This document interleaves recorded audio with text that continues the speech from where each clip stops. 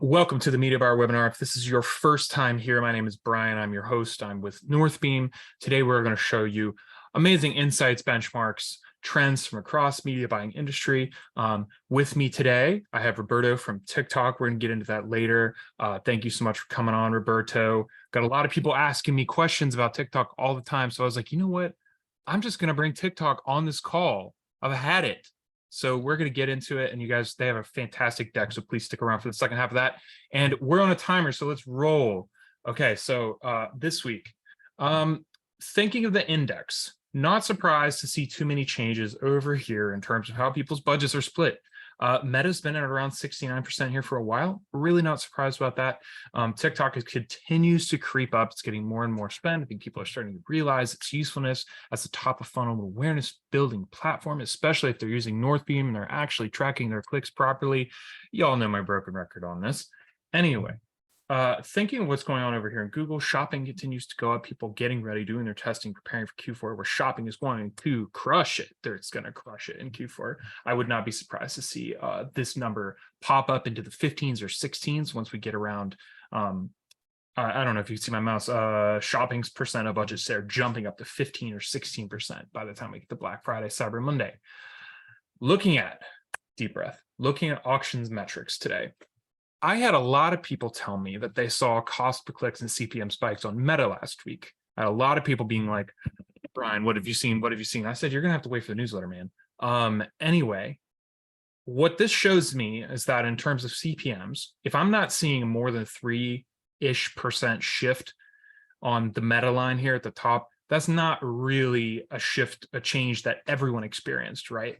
So I would say if you had specific CPM spikes last week, that's something I would dig into and make sure that that wasn't some sort of error that your account faced, because industry-wide, across all of our brands, we're not really seeing that, right? What I am seeing is cost per click skyrocketing. It's up 4.2% on Meta last week. That's really significant. What caused that? It's hard to tell. Could be anything from what these brands are experiencing, right? It could be driven by certain brands having their CPM spiking, others staying flat. What I do know is that if you saw this in your ads, you're not alone. Looking over into conversion metrics, TikTok conversion metrics not doing as great this week. That's to be expected because so many people are shifting their budget there. It's going to have a downward impact on conversion rates and the CACs that you're seeing there. Don't expect that to last.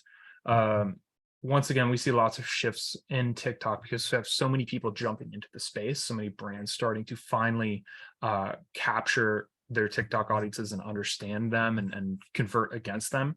So this is a pretty normal swing for me. What is good is there's not a huge swing in the auction metrics for TikTok. So it's under 5. I'm very happy there.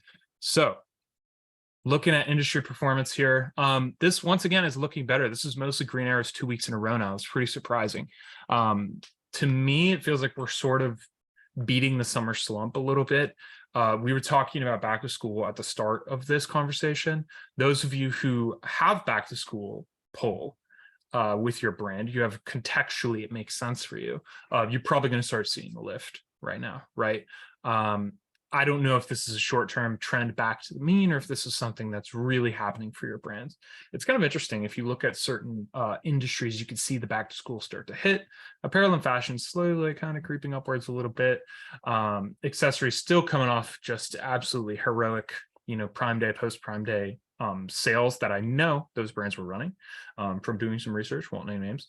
Electronics is of course on the way up because we're going back to school. It's like, hey, everybody's got such and such, calculator or Tamagotchi, and everyone's going to need that, right? So electronics continues to creep up, which had a hard time, if we're being honest, through Prime Day and before. Health and wellness is still on the way up. People are getting ready for that because, of course, sports are about to kick back up.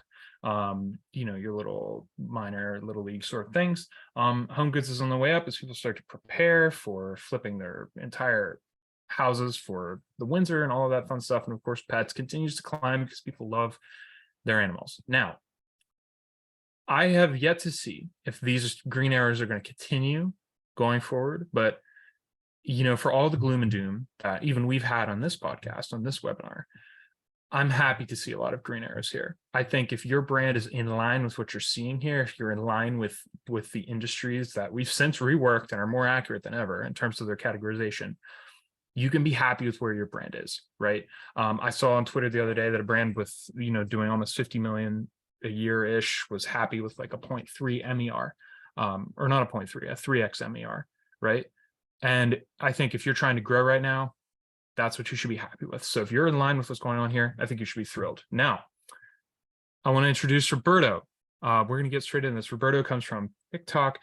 He works with tons of small brands, medium and small and medium-sized businesses across multiple industries to help them get started on TikTok ads. And I brought him here to tell you all about TikTok because we've been talking about it for a long time. I think people still want even more of a crash course. They want even more insight into how exactly you can get started on TikTok and how it can help you in Q4.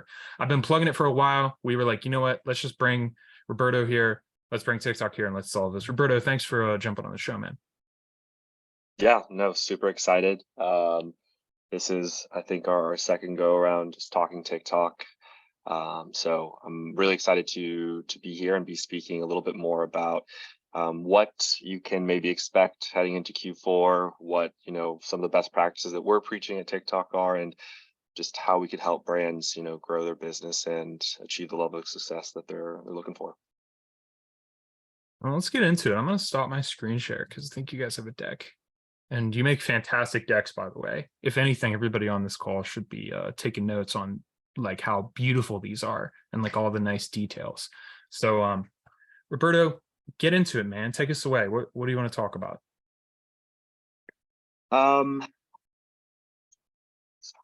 Probably a couple different parts to this. I'd say the first, big piece, for this is how to get started, like very briefly on TikTok ads. So I can probably cover that really quickly in like 20 to 30 seconds, just to make sure that if anyone's been like curious about it or interested, they have a general idea. So first thing is get on TikTok.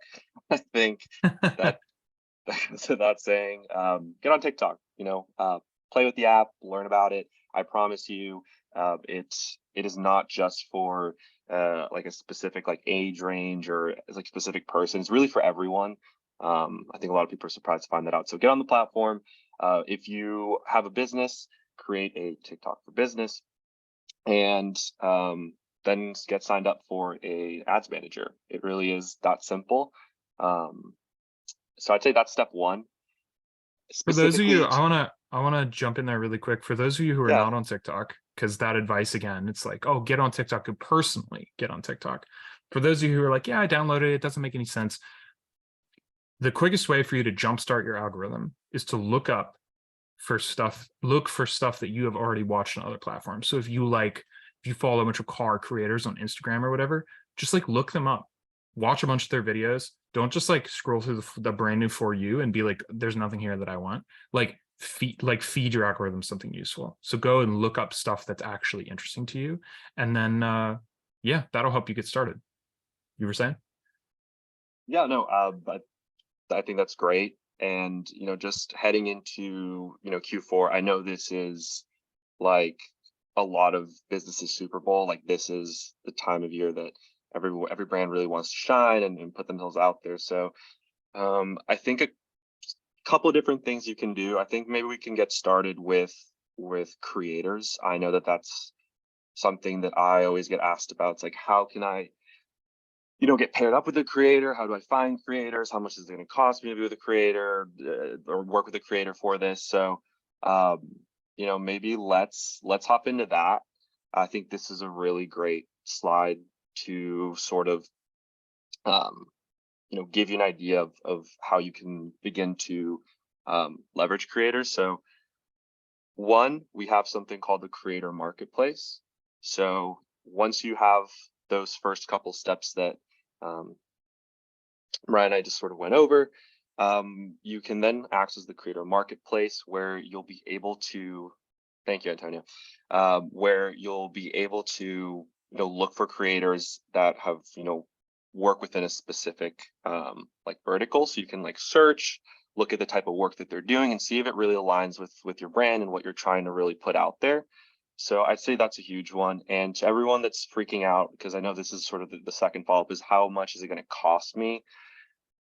The cool thing is that there's a very, very wide range. So, from, let's say, $50 to, $1,000, you can find a creator that you can, work with, that your brand can align with, and it won't necessarily break the bank in trying to do so. So I think that's really cool, is that because it's such a vast platform with so many people on it, you'll really find like anything that you're looking for and anyone that, would make sense for you. So create a marketplace, please get on there. And then the last thing I'll say about that is, if you're curious about, well, how can we really position ourselves? I think Brian made a really good point. Get on there. If you go to the search bar and you want to know what people are viewing, like relative to your industry, to your brand, is your brand already being searched on there because people like love your product and love what you do? You can go in there, and then you can go to the right to the hashtag section, where you'll see how many views are associated to that product, that vertical, the brand, everything. So it's a really cool way to like sort of start seeing that engagement, building that confidence, and then leveraging that to to target your audience. You want to use creators because they're like the most authentic brand ambassadors you could have. Like, they have audiences who are engaged. If you can find creators who already know and love your brand, like, then 99% of your work is already done, right? So like, I always push, I'm like, use creators because it helps you jumpstart. It helps. I mean, you already have a built-in audience. Your audience is on TikTok already. You don't have to build them. You just have to find them, right? And empower them to like speak about your brand in a way that makes sense. And like, in terms of engaging with creators, like if we're talking about Q4, you should probably start right now, right?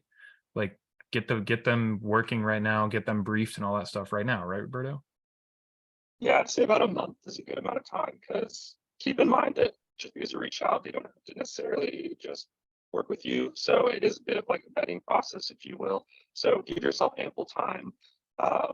Speak with a variety of different creators, get an idea of how much it can cost you.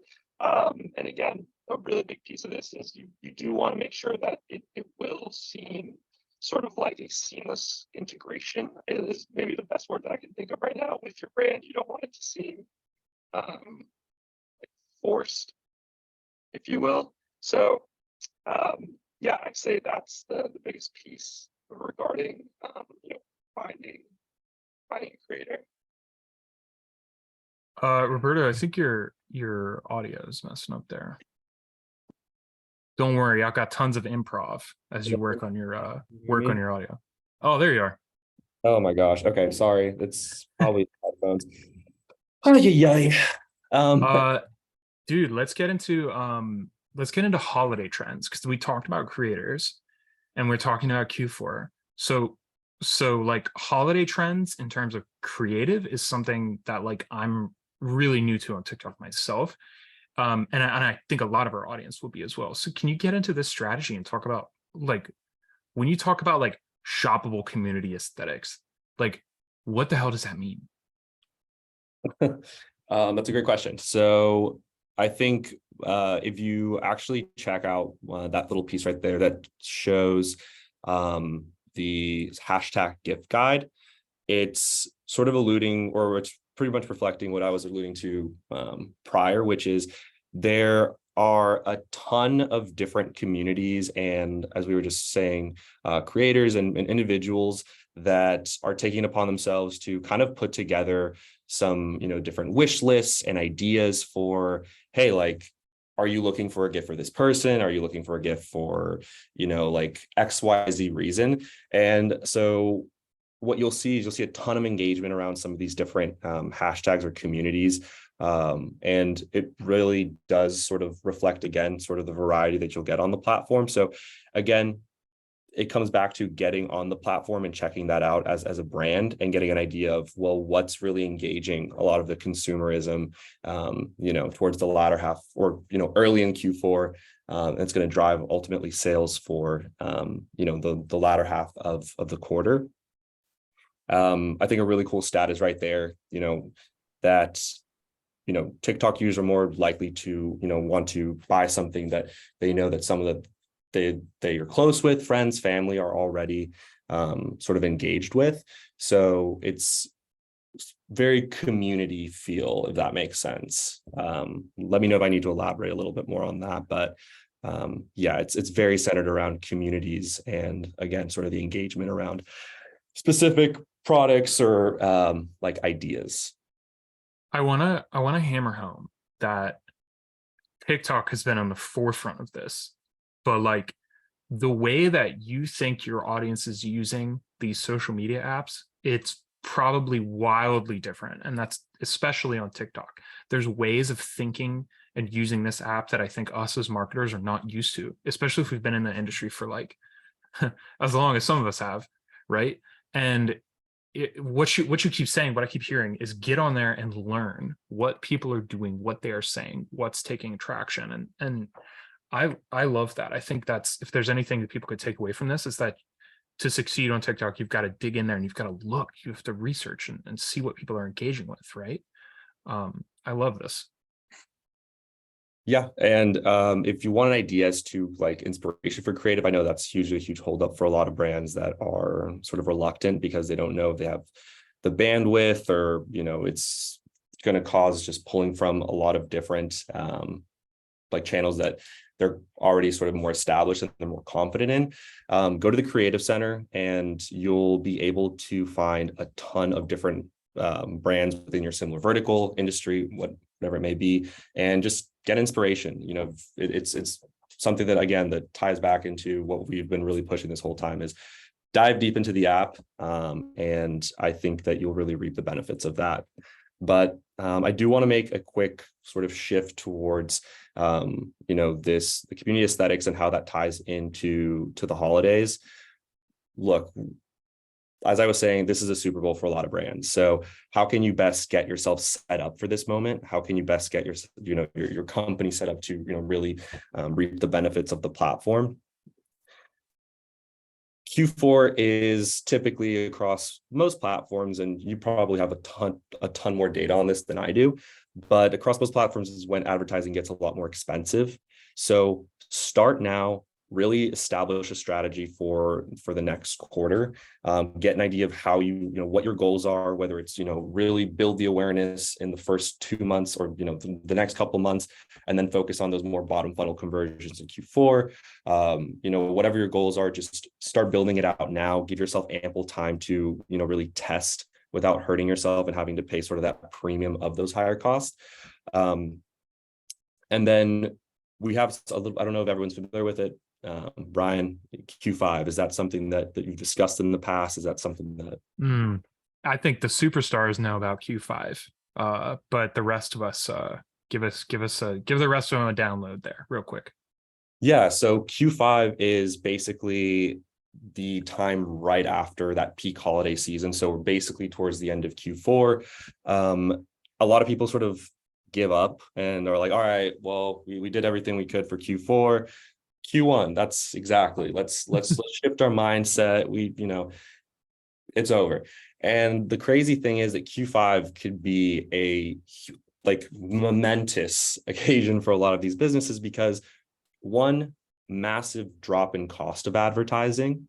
Two, I know everyone's been here, I've been here, new year, new me, huge push towards, new products and all these different things and lifestyle changes that a lot of people are making. So please do take advantage of that. It's not over till it's over. Q1 it's basically going to set the pace for the rest of your year. So why not really double down in the weeks leading up to that and really focus on making sure that you can have the hottest start possible. So I know that that's also a part of, it's a mini quarter within a quarter that a lot of people forget about, but it can have a huge impact. So I want to talk about like what the last bullet point you have on here, like leveraging things as Spark ads. I think this is one of the most effective ad placements I've ever seen ever, in terms of like how it appears in the feed, what it looks like, how it engages. And only recently have I started to see like next level creativity here. Can you talk a little bit about Spark ads and why everyone on this call should be using them, basically? Yeah, Spark ads are basically giving you the opportunity to leverage existing content, whether it be your own, so an organic post that you might have on the TikTok page, or an existing post that another user has created. And basically, instead of what a lot of people do is they boost posts, so they just put marketing dollars behind something, but they don't reap the benefits of getting the actual insights. A Spark ad is part of your like actual page strategy. So it's a campaign that you set up, and you'll be able to put marketing dollars behind this existing piece of content. So one, the really cool thing is you're putting money behind something that you know has done well. It's gotten great engagement, a lot of likes, shares, comments, all that fun stuff. And now you actually get to push that towards your intended audience. So we typically see a pretty strong efficiency gain when it comes to CPAs and sort of what you're paying for in terms of whatever your sort of key objective is. And yeah, it's a really, really great tool. It also makes it a lot less stressful to, oh, I have to come up with this entirely new set of content for this new strategy. The truth is you don't. And then the final thing I'll say about it, and this is really, really cool, especially for the holiday season. I don't know how y'all shop for, new products or, ideas, things like that. I'm a sucker for reviews. And what better review than somebody that's bought your product and is literally, showing how it works, what they love about it, like all these great things. What's better than that? And so again, opportunity to turn that post into a Spark ad. So it's probably one of the coolest features we have on the platform. And yes, if you're not familiar with it, please look into it, because it can make a huge, huge difference. I have a lot of people who will be like, yeah, but like the Spark ad, it doesn't use the hooks that our brand team wants us to do, and it doesn't it doesn't claim this USP, or it doesn't say this thing about our product, or they don't mention our discount, or blah blah blah. Like, realistically, do you need that? If, for example, you identified a piece of content that's already doing really well and you're just like backing it up and you're doing that, I think my question to the audience is like, what really matters here, right? Like, is it hammering home these talking points that maybe your brand team or that you've decided on, or is it elevating content that communicates your brand in a positive light to your audience? And that to me is like, I think you'll always find yourself surprised by what people are saying, or what their reactions might be as you're out there like digging for Spark posts, and like maybe even collaborating and making some with creators. You might be like, try like being a little bit more hands off and being like, all you got to do is mention this, and like the rest of it, it's up to you, right? And like that content just soars. I mean, I think the advertising literacy on the internet is so high that something like a Spark ad is an opportunity for you to take something that people are engaging with normally and authentically, and is really having a brand lift effect because they are looking at it and they're like, oh yeah, cool, compared to some display ad. And you're like choosing to elevate that and making sure that that's reaching other audiences who maybe will engage with it and just wouldn't, because you've got to put the money behind it. Roberto, how can we talk to you about this, man? I feel like I could talk to you for like hours and hours, but I got people on this call who want to chat with you. They want to get on the phone with you. Boy, that answers my question. So to dive just very briefly into what our program exactly does for businesses. So I'm part of our high value program. To any listeners, please don't let the high value program part sort of scare you off. Like, everyone's always like, am I high value? What makes me high value? Don't worry. So what our program does is we focus on helping businesses get set up on the platform, as best as possible, as early on as possible in the process. So what we do is we actually pair you up with an onboarding specialists within our team that will help make sure that everything that you're putting together, so that, your campaigns, the objectives tied to that, the budget breakdown, all of that aligns with what you're looking to accomplish. And then we actually support, the account for 30 days from date of launch. So we have seen just a massive, a pretty massive difference in terms of performance when looking at an account that is managed through our program versus just a self-service. That isn't to say that you can't be successful doing this on your own. You absolutely can. We're just more of like a security blanket for those that are like really stressed out about the process, but really, really want to get on TikTok, and are just looking for that little bit of extra help. So as you can see, QR code, please feel free to scan that, and would love to chat with you. And if it's not me, then someone on my team that does the same thing I do would be more than happy to help you all out.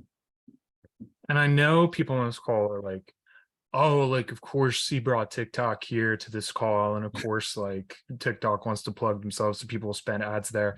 People, I've seen this guy's curriculum, and I don't think anybody understands TikTok better than the TikTok advertising specialists themselves. And that goes for so many of the agencies that you see on the internet. Like, in terms of strategy and how your brand can actually be lifted by getting on the platform and like working with their team and chatting with them on strategy. I've seen those documents, I've seen those PowerPoint slides, I've seen that curriculum, and it's just some of the best I've ever seen. And that's why we're really excited to have you on this call. Like, this is like, scan this right now and get in touch with this team, and you will learn something. I can guarantee you that. So I'll give you another 10 seconds here. If anybody's got any questions, throw them in the chat. Otherwise, reach out with Roberto. We'll have this presentation on YouTube very soon. This QR code, scan it anytime to get in touch with his team. We can link this deck and anything else that you might need, and all these cool links that Antonio shared in the chat. We'll make sure that those are linked in the video, under the video as well, so that everybody who's reading this transcript from their AI transcriber meeting tools knows that they can click some useful stuff and get in touch with the team. And honestly, you got to get ready for Q4. This is time. This is the time to be on TikTok, folks. Like, I can't stress that enough. This is going to be a absolutely crazy Q4, and it's going to be like something that we've never seen before. There's going to be higher CPMs. There's going to be longer funnels of engagement. Like, there's just so many crazy pressures happening in the industry that this call feels urgent. So I just got to say, Roberto, Antonio, thank you guys so much for coming. If there's no more questions, everybody here in the call, you could tweet them at me. You can DM them at me. You can carrier pigeon them to me in New York City. Other than that, thank you guys so much for being on the call, and I'm looking forward to chatting soon. Thank you. All right. Have a good one, y'all. Bye, everybody. See you next week.